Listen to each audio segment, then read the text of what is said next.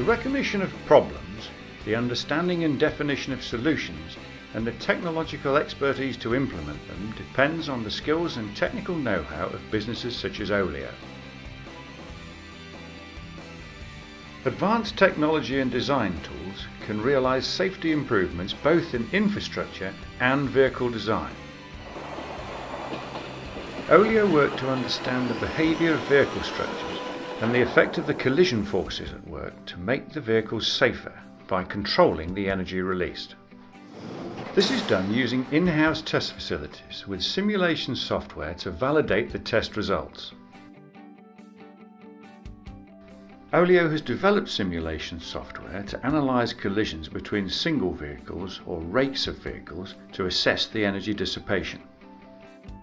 This reduces the need for full-scale impact testing and assists vehicle builders in complying with the EN 15227 standard for the crashworthiness requirements for railway vehicle bodies, where the validation process is now largely based on simulations.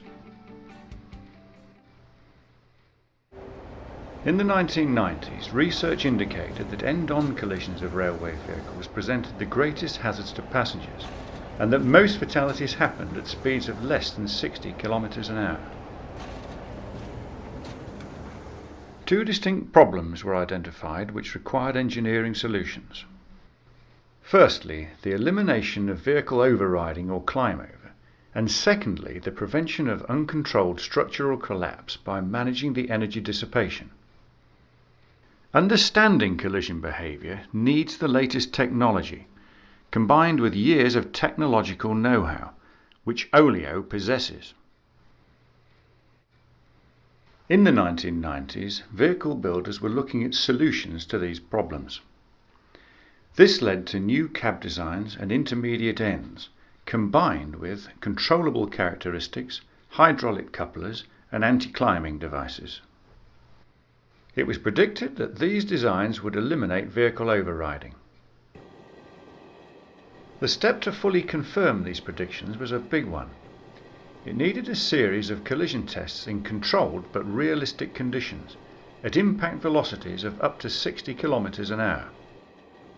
4 tests were to be staged. The first test would demonstrate the classic conditions for vehicle overriding.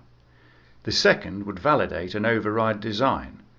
The third test would be a preliminary low-speed collision to confirm low-speed behaviour prior to the final test, a high-speed collision between 2 rakes of specially modified vehicles to prove that controllable energy dissipation can take place. Computer-aided design, including finite element analysis and dynamic modelling, was used. Oleo carried out tests of the components designed to absorb energy in a controlled and predictable way, and their calculated performance was confirmed. New structures and panelling were added to the test vehicles, including 10 additional vehicles to form 2 rakes of 5. Oleo anti-climbers and hydraulic energy absorbing couplers were then fitted. Each test was to measure key parameters such as vehicle velocity, overall body end collapse force, longitudinal crash pulses, distribution of load, coupler forces and vehicle pitch. On the test day, cameras were placed in set locations using scaffold and platforms along the 20 kilometres of selected track. The first test was to show classic overriding. From the release point, a single vehicle approached a similar but stationary vehicle at 60 km an hour. On impact, the train overrides by 1.5 metres before settling. The high vertical forces caused the leading end of the impacting vehicle to lift and derail, causing damage to the vehicle and track.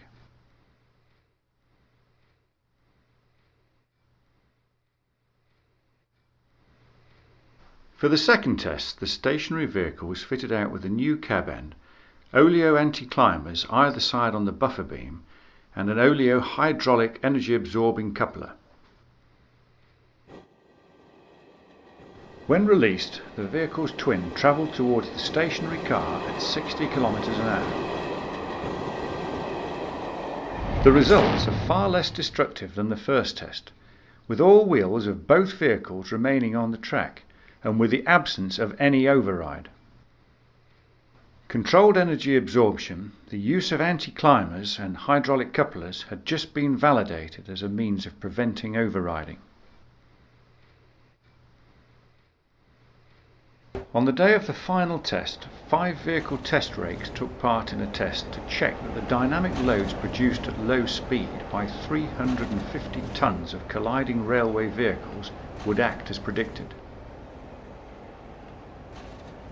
The released impacting rake met its partner at 8 km an hour, which produced unspectacular results as anticipated. For the final test, the train arrives at the start point and final checks are carried out. The train then sets off and picks up the required speed before the release cable disconnects the test rake from the main vehicle.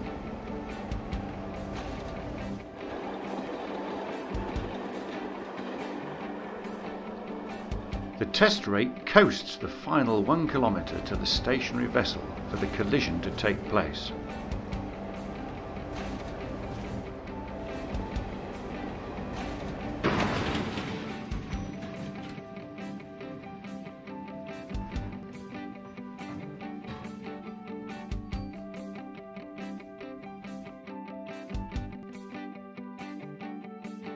After the impact, the vehicle is inspected and signs of success are clearly visible. A controlled release of collision energy progressively absorbed all the way down the trains.